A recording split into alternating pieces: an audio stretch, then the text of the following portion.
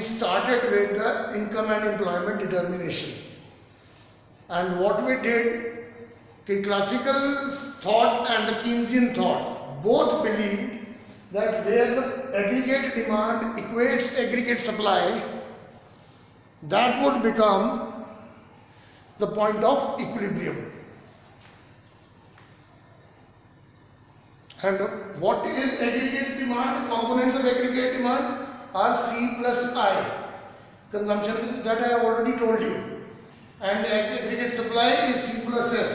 So that implies that at equilibrium AD is equal to AS, which means C plus I is equal to C plus S, where both consumption is common. So you can also say that equilibrium stands good, at the point where AD is equal to AS or investments are equal to saving. तो ये दोनों ही तरीके से वो समझने के लिए तो दोनों ही तरीकों से आपको समझ में आना चाहिए कि आप ऐसा क्या लो कि ADAS के बराबर जहां होगा वहां इक्विलिब्रियम बनेगा, या आप ऐसे कह लो कि जहां पे इन्वेस्टमेंट्स सेविंग के लोग बराबर होंगी वहां पे इक्विलिब्रियम बनेगा. सो ये दो अलग अलग टॉपिक्स नहीं है, they are interwoven, they are interlinked. और वो इस तरह से because AD is C plus I and AS is C plus S.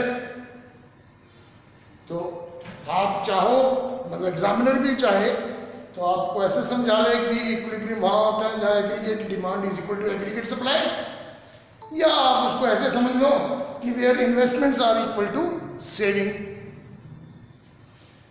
फिर मैंने आपको एक टॉपिक कराया था, लास्ट टॉपिक हमने थोड़ा किया था उसको, फुल एम्प्लॉयमेंट इक्विलिब्रियम. तो आई टोल्ड यू कि the point where total supply of the country is equal to total demand of the country, that is known as full employment equilibrium. And why it is called equilibrium? Because if economy moves either side, look, अगर ये equilibrium से कम पे है economy, तो look, यार एक कौन है? दिव्यांश यादव हमारी क्लास में है, आर्ट्स में को दिव्यांश यादव? No, sir.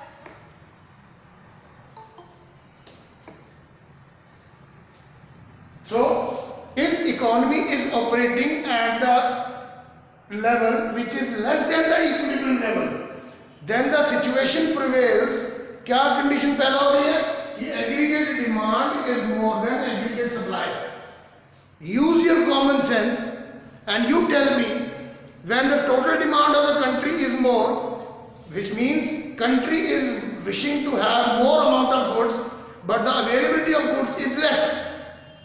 अगर डिमांड ज्यादा है, टोटल डिमांड, बट अवेलेबिलिटी कम है, तो उस केस में country will produce more. So there are 4 angles. To produce more they need to produce more, output increase होगी, आउटपुट इंक्रीज होगी तो एम्प्लॉयमेंट इंक्रीज होगा, ज़्यादा लोगों को जॉब मिलेगा, और ज़्यादा लोगों को जॉब एम्प्लॉयमेंट मिलेगा तो income will also increase and price also increase. तो price, output, income and employment चारों ही इस केस में बढ़ेंगे, बिकॉज इस कंट्री में सिचुएशन ऐसी क्रिएट हो गई है कि total demand is in access of total supply. So they need to produce more, and it will keep on going till they reach equilibrium. On the other hand, if the economy is operating beyond equilibrium levels, for instance, if economy is operating at this level of income and employment, तब situation क्या पैदा हो रही है? Look, aggregate supply ज़्यादा है और aggregate demand कम है. तो इसका क्या मतलब इम्प्लीकेशन हुआ कि total availability of goods and services in an economy is exceeding the total demand, या आप इसको ऐसे समझ लो कि डिमांड की डेफिशिएंसी है, there is a lack of aggregate demand. और चार ही कंपोनेंट थे ना, household consumption demand, government demand for goods and services, investment demand and net exports. तो चारों में कमी होगी तो क्या वो और प्रोड्यूस करेंगे क्या? क्योंकि ऑलरेडी एग्रीगेट सप्लाई ज्यादा हो गई है, so they need not produce more. तो वही चारों कंपोनेंट। इस केस में प्राइस भी कम होगा, आउटपुट भी कम होगी, एम्प्लॉयमेंट भी कम होगी और इनकम भी कम होगी। और तब तक कम होती रहेगी जब तक कि इक्विलिब्रियम ना अचीव हो। तो अगर क्वेश्चन कम्स दिस वे कि डिफाइन फुल एम्प्लॉयमेंट इक्विलिब्रियम, तो एक तो आप ये लिखोगे कि where aggregate demand equates aggregate supply, एक ये हो गया। फिर उसको जस्टिफाई करने के लिए आप ये भी लिखोगे कि इकोनॉमी ईदर वे, चाहे इक्विलिब्रियम से कम पे ऑपरेट कर रही है, चाहे इक्विलिब्रियम से ज्यादा पे ऑपरेट कर रही है, अल्टीमेटली स्टेबिलिटी उसको इक्विलिब्रियम पे आके ही मिलेगी, अदरवाइज वो डिसइक्विलिब्रियम ही क्रिएटेड रहेगा। ठीक है, उस दिन मैं आपको ये इसका मैकेनिज्म नहीं समझा सका था, लेकिन ये समझ लेना आप कि full employment means where AD is equal to AS, but when he says full employment equilibrium, तो यू हैव टू जस्टिफाई ना कि from this point there is no tendency to move, and you can explain कि if economy moves either way, in one case demand will exceed, supply will fall short, then economy need to produce more and it will keep on producing more till it reaches equilibrium. On the other hand, if the economy is operating at this level, over full employment, then the situation emerges is the total supply is in excess and total demand is deficient. तो demand की deficiency है, supply access में है, तो दे need not produce more, तो output भी कम होगी, price भी कम होगा, एम्प्लॉयमेंट भी कम होगी और इनकम भी। हमारा तो स्केल ही इनकम एम्प्लॉयमेंट का है ना ये, और ये तब तक कम होता रहेगा जब तक कि फुल एम्प्लॉयमेंट अचीव हो जाए। Now continuing with this part only, just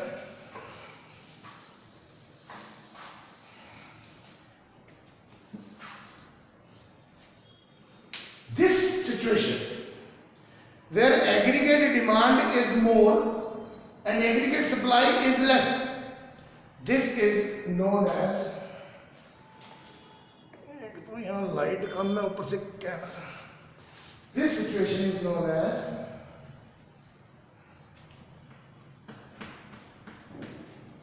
excess demand, because aggregate demand is in excess, or inflationary gap.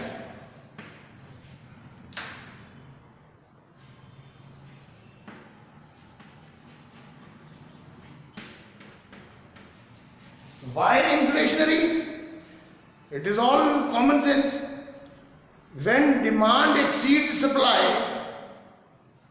in normal life also, in micro level also, when demand is in excess, prices tends to rise, inflate होता है, because उसकी demand purchasing ज्यादा है, availability कम है, तो इसकी वजह से prices tend to rise, that is why it is also known as inflationary gap. और व्हाई गैप?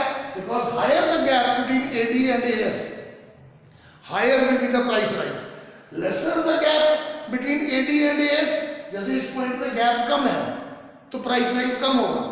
अगर इकोनॉमी इस लेवल पे होती तो प्राइस में बहुत ज्यादा चेंज आना था, तो इसलिए इसको रेफर किया है गैप के साथ। बट मतलब बड़ा सिंपल है, लिखना कैसे है इसको? Excess demand, define excess demand. Excess demand is a situation which is also known as the under full employment level of equilibrium. At this stage, country's total demand या aggregate demand is more than aggregate supply, or in other words, investments are more than savings. अभी तो मिटाया है ये ना, at this level, investments are more and savings are less.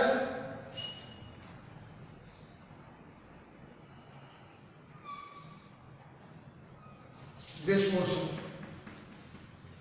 तो आप उसको कह लो कि AD is more than AS, or you can say investments are more than savings. That is excess demand for you. And what is deficient demand? This is deficient demand.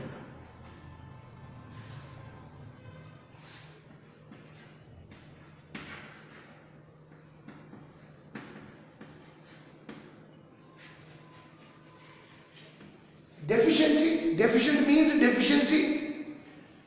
In this situation, aggregate demand is less and aggregate supply is more. So there is a deficiency of demand ना, purchasing power की deficiency है, तो इसलिए इसको deficient demand कहा जाता है. और प्राइस पे इसका क्या इम्पैक्ट होगा? When availability of goods, मतलब कंट्री में सामान भरा हुआ पड़ा हुआ बना के, लेकिन खरीद कोई नहीं रहा, तो उस केस में तो प्राइसेस थोड़ा फॉल होते हैं ना, इसलिए इसको डिफ्लेशनरी गैपिंग कहा जाता है.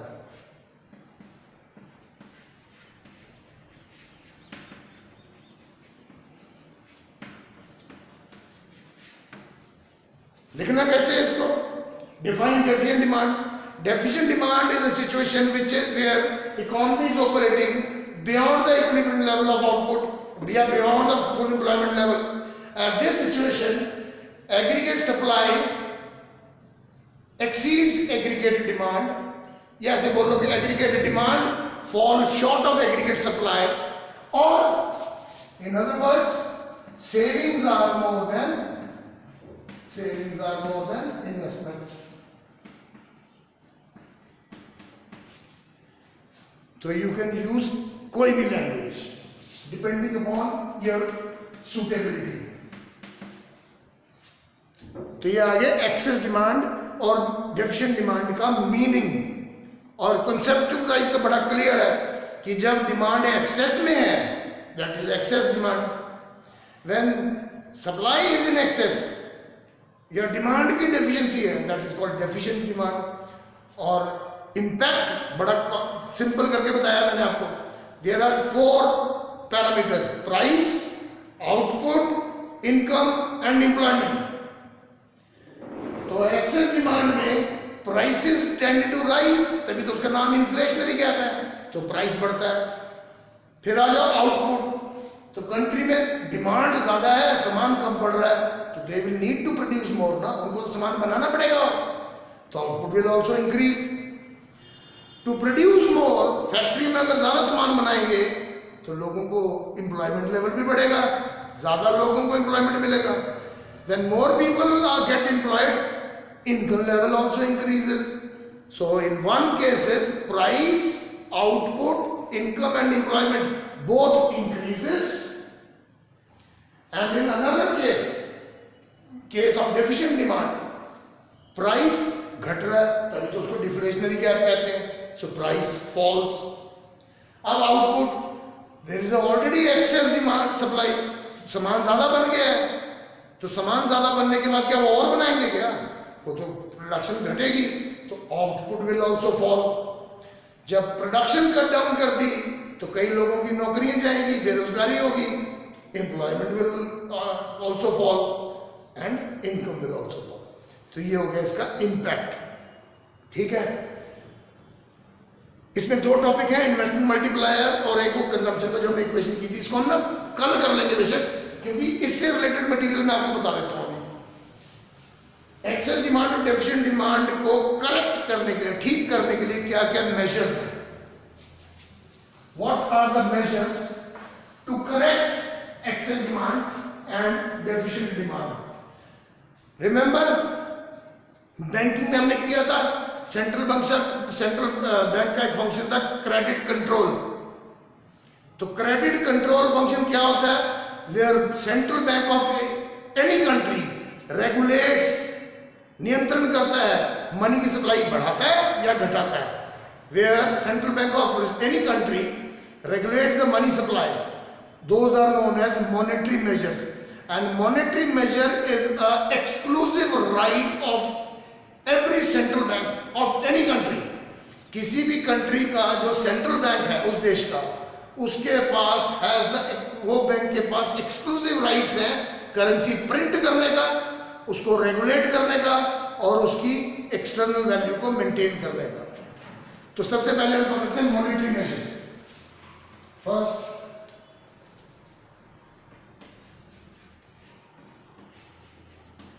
Monetary measures. अगर आपको इसको सही समझना है, you can not memorise everything, लेकिन आप समझ बड़ी आसानी से सकते हो. समझो जरा इसको. जब ये सिचुएशन है इन्फ्लेशनरी सिचुएशन, इन्फ्लेशन हो रही है, क्यों? क्योंकि एग्रीगेटेड डिमांड ज्यादा है। क्यों एग्रीगेटेड डिमांड ज्यादा? People have got more purchasing power, पैसा ज्यादा है, supply of money is more, people got plenty of money, that is why चीजें हैं कम, चीजें हैं कम, लोगों के पास है पैसा ज्यादा, तभी तो ये कंज्यूमर का बिहेवियर आता है ना कि वो मैं ज्यादा दे के भी खरीद लूं क्योंकि चीजें कम है, अवेलेबिलिटी कम है, ठीक है, वो सिचुएशन बनती है यहां पे। तो पहले ही मनी की सप्लाई ज्यादा है इस केस में, ठीक है, तभी तो डिमांड ज्यादा है क्योंकि मनी की सप्लाई ज्यादा है। तो इसको अगर ठीक करना है, if you want to correct this excess demand, what economy needs to do is to reduce the money supply, the circulation of money को घटाना पड़ेगा उसको। और किसके लिए? वही चार सेक्टर है, household sector, government sector, manufacturing sector, rest of the world sector. Aggregate demand के चार ही कंपोनेंट है ना, household consumption demand, government demand for goods and services, investment demand and consumption net exports. तो इसको अगर ठीक करना है, if you want to correct the situation of excess demand, you need to reduce the money supply. लेकिन deficiency है जब demand की, लोग अगर आप में आयोडीन की डेफिशिएंसी है तो डॉक्टर कहेगा ना आयोडीन खाओ, अगर आप में कैल्शियम की डेफिशिएंसी है डॉक्टर कहता है कैल्शियम को। तो वैसे यहाँ पर डिमांड की डेफिशिएंसी है। व्हेन वी से डिमांड की deficiency mean people are not buying, why they are not buying? Because they don't have purchasing power, and which means कि इन दिस सिचुएशन मनी की supply, circulation of money is less, तभी deficiency है demand की, purchasing की। तो इसको ठीक करना है तो मनी की सप्लाई बढ़ानी है, और इसको करेक्ट करना है सिचुएशन को तो मनी की सप्लाई घटानी है। इसको दिमाग में रखो तो सब कुछ आपको क्लियर होता जाएगा। जैसे मॉनेटरी मेजर में पहला है printing of currency, printing of currency, because ये मॉनेटरी मेजर्स वो होते हैं जो सेंट्रल बैंक इंप्लीमेंट करता है, और सेंट्रल बैंक के पास ही है सारे राइट्स करेंसी से रिलेटेड। अब आप ही मुझे बता दो, जब एक्सेस डिमांड है, ऑलरेडी मनी की अवेलेबिलिटी ज्यादा है, मनी का सर्कुलेशन ज्यादा है, तो क्या वो और प्रिंट करेंगे करेंसी? नहीं ना, they will cut down the production. मैं इसको मिटा देता हूँ थोड़ा सा, मैं इसके दो केसेस बना लेता हूँ। एक बना लेते हैं एक्सेस डिमांड का केस, एक बना लेते हैं डेफिशिएंट डिमांड का केस। तो printing of currency, in case of excess demand there is an already excess of demand, so printing of currency will be either reduced or stopped because we want to reduce the money supply. लेकिन अगर deficiency है demand की, deficient demand ये वाली situation है और इसको ठीक करना है, तो money printing of currency will be raised or increased.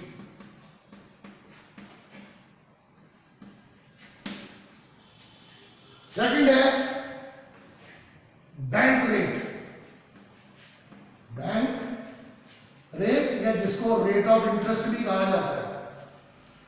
अगर बैंक आपको ज्यादा इंटरेस्ट दे रहा है सेविंग्स पर, तो instead of consuming you will save more, and by saving more means आप कंज्यूम कम कर रहे हो, और जब कंजम्पशन कम हो रही है तो हाउस होल्ड कंजम्पशन डिमांड भी कम हो रही है, एग्रीगेट डिमांड भी कम हो रही है। तो बैंक रेट किस तरह से ऑपरेट करेगा? जब मनी की सप्लाई घटानी है, मतलब एक्सेस डिमांड में तो ऑलरेडी मनी की सप्लाई ज्यादा है, उसको ठीक करने के लिए to correct the excess demand we need to reduce the money supply, तो bank rate of interest will be raised so that people start saving more, लोग सेव ज्यादा करें, कंज्यूम कम करें, तो rate of interest will be raised. लेकिन अगर situation of deficiency की, डिमांड की डेफिशिएंसी है, मनी की डेफिशिएंसी है, तो rate of interest will be reduced और it will be lower down. फिर तीसरा स्टेप है कैश रिजर्व रेशियो।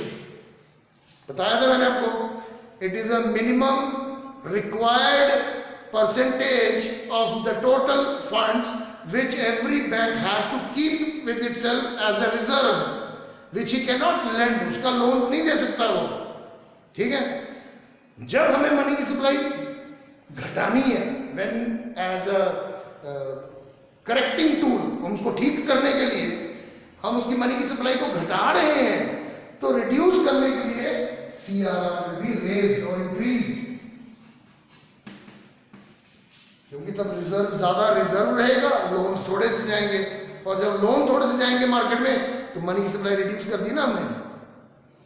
लेकिन अगर डेफिशिएंसी हो डिमांड की, डेफिशिएंट डिमांड हो, तो CRR को बिल्कुल घटा दो ताकि लोन्स जाएं, आगे इन्वेस्टमेंट हो, लोगों के पास पैसा जाए, तो इसका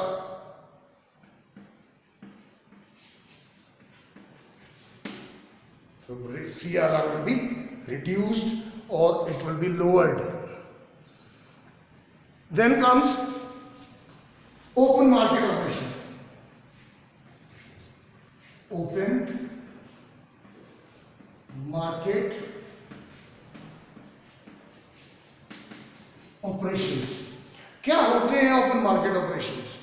ओपन मार्केट ऑपरेशन का मतलब होता है where government openly through post offices and other institutions, government sell its own security, government securities and government bonds, जैसे इंफ्रास्ट्रक्चर बॉन्ड, इलेक्ट्रॉल बॉन्ड्स, पुराने जमाने में इनके नाम होते थे इंदिरा विकास पत्र, किसान विकास पत्र, इस तरह के गवर्नमेंट अपनी सिक्योरिटीज और बॉन्ड्स निकालती है, और उसका पर्पस भी यही होता है, मनी की सप्लाई को रेगुलेट करना, उसका पर्पस भी यही होता है। अब इसको समझो, अगर गवर्नमेंट को एक्सेस डिमांड वाली सिचुएशन है, जब लोगों के पास ज्यादा ही पैसा है, तो उसको रिड्यूस करना है ना पैसे को, तो government will sell its securities, क्योंकि security by selling security mean कि वो जो बॉन्ड है वो लोगों के पास जाएगा और लोगों का पैसा जो है वो सरकार के पास आ जाएगा, तो वहां पर तो पैसा रिड्यूस हो गया ना, because bonds can not be used for direct purchases. तो government under open market operations to correct excess demand, government will sell its securities and bonds. Why? Because to reduce the money supply, money की availability और supply को घटाने के लिए government cell करेगी, तो bonds will go to household and other sectors and money will come to government sector. लेकिन अगर डेफिशिएंसी हो डिमांड की, people don't have money, अगर वैसी वाली कंडीशन हो कि जब मनी की सप्लाई कम है और खरीदारी नहीं हो रही, डिमांड जनरेट नहीं हो रही, तो गवर्नमेंट विल परचेज बैक,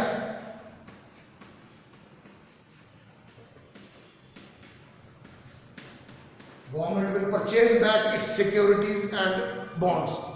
जैसे गवर्नमेंट विल से कि आप जितने ने बॉन्ड्स लिए उनका मेच्योरिटी जो है हम 1 साल कम कर रहे हैं, आप बॉन्ड्स दो और पैसे लेके जाओ, तो गवर्नमेंट पीपल विल और हाउस होल्ड सेक्टर और corporate sector will come with their bonds and they will take money, और वहां पे जो मनी की सप्लाई कम थी वो ठीक हो जाएगी। सो ये 4 है आपके मॉनेटरी मेजर्स, और याद रखना ये इसी में ही नहीं है, यही 4 मॉनेटरी मेजर्स हैं, यहां पर तो हम पढ़ रहे हैं as a tool to correct excess demand and deficient demand, लेकिन बैंकिंग में ये आपका आ सकता है क्वेश्चन से आंसर लिखना तब भी आपने कि what is a credit control function of central bank, तब भी आप लिखोगे कि in the following veg central bank controls credit, in this case it is reducing credit and in this case it is increasing credit, जिसको हम money supply बोल रहे हैं। सो ये आ गया आपके मॉनेटरी मेजर्स। फिर बाकी तो सिंपल ही है, दूसरा है बजटरी मेजर्स या बजट के मेजर्स।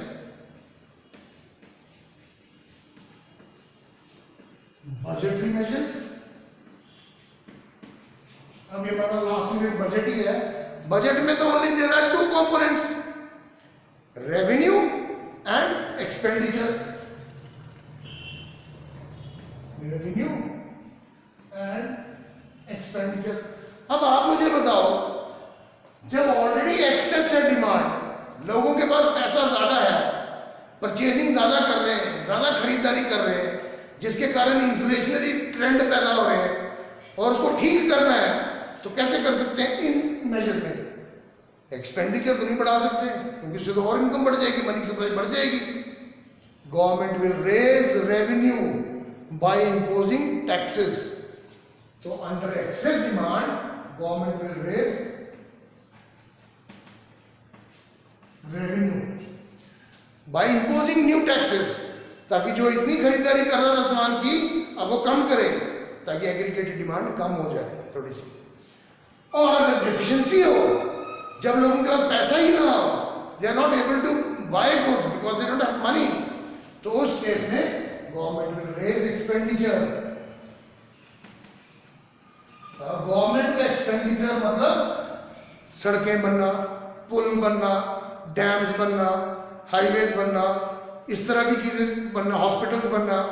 तो उसमें लैंड भी ऑक्युपाई होगी, लैंड वालों को पैसा मिलेगा, लेबर को काम मिलेगा, इंजीनियर को काम मिलेगा, ट्रांसपोर्टेशन, सीमेंट, कितनी दुनिया भर का, तो सबको एम्प्लॉयमेंट मिलेगा और इनकम मिलेगी, और जो डेफिशिएंसी है डिमांड की वो ठीक हो जाएगी. तो बजटरी मेजर्स में it is very simple, I don't want to complicate things. जब there is an excess demand, जब लोगों के पास परचेजिंग पावर ज्यादा है, तो government will raise revenue by imposing new taxes. But deficiency के केस में, जब people are don't have money to buy, तो उस केस में government will increase its expenditure. Expenditure बढ़ाने से they will get employment and subsequently they will gate income, और जो डेफिशिएंसी है डिमांड की दे विल गेट करेक्टेड. अब लास्ट है फॉरेन ट्रेड पॉलिसी. वो तो और भी सिंपल है. फॉरेन ट्रेड जगह नहीं है, मैं आपको यही बता देता हूं.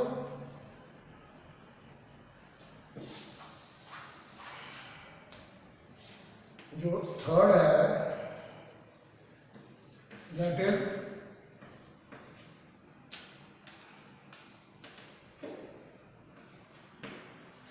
Foreign trade policy. और फॉरेन ट्रेड में तो दो ही कंपोनेंट होते हैं, एक्सपोर्ट्स एंड इंपोर्ट्स. अब आप मुझे बताओ, जब एक्सेस डिमांड है, aggregated demand is more then aggregate supply, means people want more good but availability is less. मतलब सामान कम पड़ जा रहा है लेकिन लोग चाहते हैं ज्यादा, तो गवर्नमेंट विल इंपोर्ट. तो export and import. So excess demand का केस और डेफिशिएंट डिमांड का केस. तो एक्सेस डिमांड में, because people are wishing to have more goods, government will increase imports.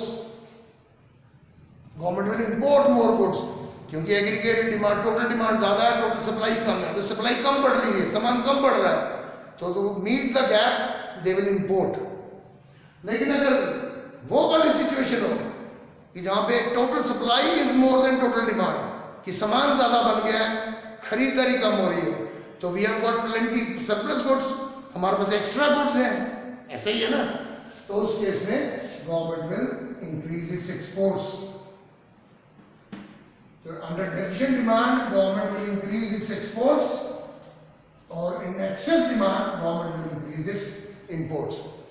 सो ये हैं टूल्स और measures to correct excess demand और डेफिशिएंट डिमांड. ये इसके अलावा अभी टाइम नहीं है वैसे, पर मैं थोड़ा बता देता हूं आपको.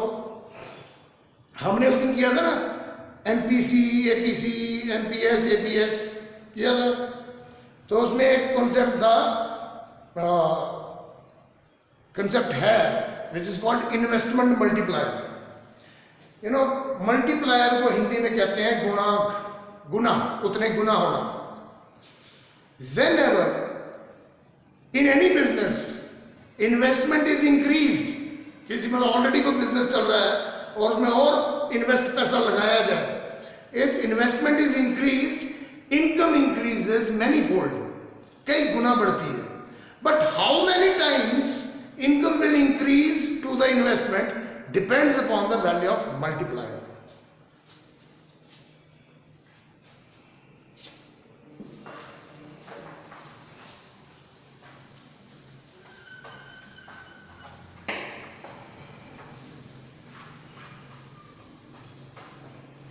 In a simple way, multiplier is denoted by the alphabet K. और आपके सिलेबस में इन्वेस्टमेंट मल्टीप्लायर है। बड़ी तरह के मल्टीप्लायर होते हैं इकोनॉमिक्स में, आप हायर स्टडीज में जाओगे तो देखोगे आप, बट यहाँ पे आप में है investment multiplier which is denoted by the alphabet K, which implies which measures change in income due to change in investment. For example, मैंने अपने बिजनेस में इन्वेस्टमेंट बढ़ाई 100 करोड़ रुपया, 100 करोड़ रुपया और लगाने से मेरी इनकम बढ़ गई से 500, तो आ गया ना मेरी मल्टीप्लायर की वैल्यू 5। इन्वेस्टमेंट मल्टीप्लायर की आप डेफिनेशन मीनिंग में भी उलझो मत, इधर से बना लेते हैं definition. Investment multiplier is the ratio of change in income due to change in investment. आप ऐसा लिख दो। अगर आपको लगता है कि मुझे लैंग्वेज चेंज करनी है तो आप ऐसे लिख दो कि when ever investment is increased, income increases manifold, but how many times income will increase depends upon the value of multiplier which is denoted by the alphabet K. ऐसा लिख दो। बट मतलब बड़ा सिंपल है कि मल्टीप्लायर ये determine करता है कि how many times income will increase. So change in income due to change in investment, ये इसका मीनिंग आ गया। फिर मैंने आपको उसके साथ ही एक चीज और बताई थी कि चलो मैं फिर से बता देता हूँ। देखो, दो कंट्री ले लो आप, पाकिस्तान एंड न्यूजीलैंड, ठीक है, दोनों साइज में एक जैसे ही। अब आपने 100 करोड़ लगाए पाकिस्तान में और 100 करोड़ लगाए न्यूजीलैंड में, तो आई एम वेरी श्योर कि जो रेट ऑफ रिटर्न है, जो रिटर्न्स आएंगे इन्वेस्टमेंट के ऊपर, वो पाकिस्तान में कम आएंगे, न्यूजीलैंड में ज्यादा आएंगे। मैं एक एग्जांपल ले लेता हूँ, दोनों में 100 करोड़ रुपए इन्वेस्ट किया, तो पाकिस्तान में आ रहा है मान लो 100 ही करोड़ या 150 करोड़, मतलब 1.5 टाइम्स। हालांकि ये बहुत ज़्यादा बोल रहा हूँ मैं, उसकी मल्टीप्लायर की वैल्यू तो 0.5 0.2 ऐसा कुछ होनी चाहिए, लेकिन आपको समझाने के लिए। तो उसको 100 करोड़ लगाने पे 150 करोड़ आ रहा है, 1.5 टाइम्स। लेकिन वही 100 करोड़ रुपए न्यूजीलैंड में लगाने से 100 करोड़ पे 300 करोड़ आ रहा है, 3 टाइम्स। क्यों? बिकॉज मैंने बताया ना, इनकम इज आइदर कंज्यूम्ड और सेव्ड। बेसिक प्रिंसिपल है। Higher the propensity to consume in any country, जिस कंट्री में प्रोपेंसिटी टू कंज्यूम हाई होगी, उस कंट्री में मल्टीप्लायर की वैल्यू हाई होगी, क्योंकि उस कंट्री में सर्कुलेशन ऑफ गुड्स, जिसको हमने मैक्रो पढ़ा है, flow of goods and services, वो सर्कुलर फ्लो का वॉल्यूम और स्पीड तेज होती है। लेकिन जिस कंट्री में लोग कंजम्पशन प्रोपेंसिटी टू कंज्यूम कम है और प्रोपेंसिटी टू सेव ज्यादा है, people are inclined to save more and consume less, तो जिस कंट्री में प्रोपेंसिटी टू सेव ज्यादा होगी वहां पे मल्टीप्लायर की वैल्यू कम होगी, क्योंकि बिजनेस में आउटकम ही नहीं निकलेगा आपका। आप बिजनेस में लगा रहे हो तो खरीदेगा ही नहीं, कम लोग खरीदेंगे, क्योंकि प्रोपेंसिटी टू कंज्यूम लेस है उस कंट्री में। जब खरीदेंगे नहीं तो तुम्हारा अगला बैच भी नहीं बनेगा सामान का, क्योंकि वो पहला वाला बैच ही नहीं बिका होगा आपका। It is all common sense, इसमें इकोनॉमिक्स का कोई वो नहीं है, बट आपको ये थोड़ा सा यूज करना पड़ेगा ग्रे मैटर अपना। तो उसी को अगर हम बेसिस बना लें, आधार बना लें, तो इसका multiplier is the reciprocal value to the marginal propensity to save. यही बोला ना मैंने आपको अभी। If propensity to save is more, if people are saving more, it implies they are consuming less. So if propensity to save is more, it means propensity to consume is less. Or if propensity to consume is less, value of multiplier will be less. तो इसको हम ऐसा लिख सकते हैं कि propensity to save is reciprocal to multiplier. ये कम तो वो ज्यादा, ये ज्यादा तो वो कम। तो since we know that income is either consumed or saved, or it can also be written as NPC plus NPS is equal to 1, which means income is either consumed or saved. तो उसको एक unit से कि if it is a 1 unit तो 1 unit will be either consumed और saved. ये तो मैंने उस दिन आपको बताया था। So this line, this equation number 1 can also be written as k is equal to 1/1 minus MPC।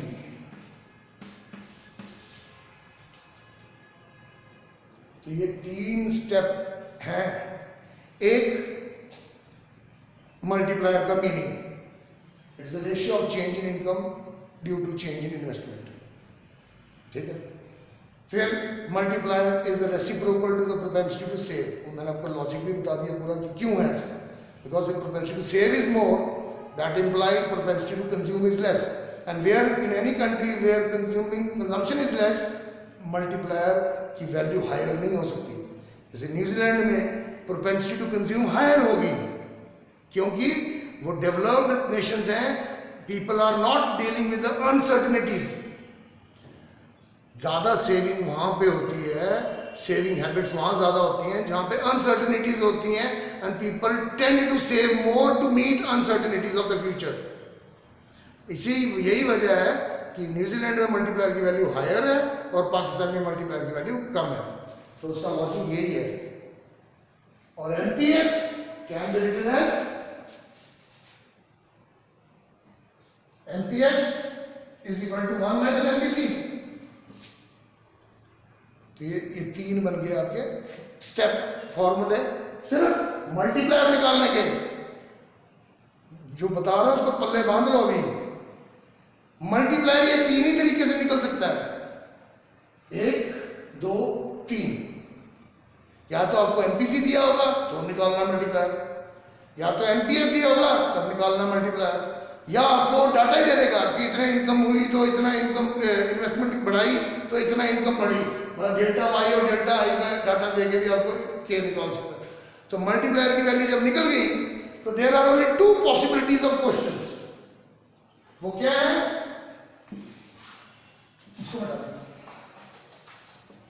वो ये है, या तो वो चेंज इन इनकम निकालने के लिए कहेगा। तो अगर आपको चेंज इन इनकम निकालनी है तो it will B multiplier times of change in investment. अभी तो एग्जांपल देके बताया आपको मैंने कि इन्वेस्टमेंट बढ़ाई मैंने 100 करोड़, मल्टीप्लायर की वैल्यू थी 3 तो इनकम बढ़ गई 300 करोड़। अभी तो दिया एग्जांपल। तो एक वो पूछ सकता है एग्जामिनर की चेंज इन इनकम निकालो, तो इनकम के केस में तो मक्के के साथ मल्टीप्लाई कर देना इसको। दूसरा चॉइस बोलता है कि चेंज इन इन्वेस्टमेंट निकालने के लिए कहे तो उस केस में change in income divided by के। यही एग्जांपल ले लो, इनकम बढ़ी थी 300 करोड़, मल्टीप्लायर की वैल्यू थी 3 तो इन्वेस्टमेंट हमें 100 करोड़ की चाहिए ना। अभी जो एग्जांपल लिया हमने, चलो इसको यहीं से कंटिन्यू करेंगे हम कल यहीं से कंटिन्यू करेंगे हम इसको ना।